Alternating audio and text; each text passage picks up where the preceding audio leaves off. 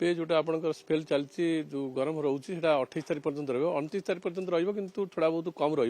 रीश एक पाग टी भल रु पुणी 2 तारीख रु टेम्परेचर धीरे धीरे बढ़ा आरंभ करमती ओडिशा जो बंगोपसागर रोचे कूल रोचे आउ माने हिट्र तारतम्य रोचे समुद्र स्थल भाग में जहाँफल कि मझे मझे आपंकर ट्राप लाइन आसो घड़घड़ी जनित वर्षा जोटा कि काल बैशाखी कहते सी मझे मझे हम पुणी भी अनादर गोटे 7-8 तारीख भी आसो से मझे 3-4 दिन 5 दिन गरम रही पुणी नेक्स्ट थोड़ा बहुत 2-3 दिन चेंज आसो सर आज हिट वेव कथा कौन कहे कहीं सर जो देखा उत्तप्त सहर बाबद झारसुगुड़ा कथा कहूँ टिटलागढ़ कथा कहूँ 85 डिग्री छुईला जी तापमात्रा आगामी दिन एमती बढ़ो ना एमती स्वाभाविक भाव रही 28 तारीख पर्यंत ए प्रकार पाग रही टेम्परेचर से आप 43 रु 45 डिग्री भितर प्राय रही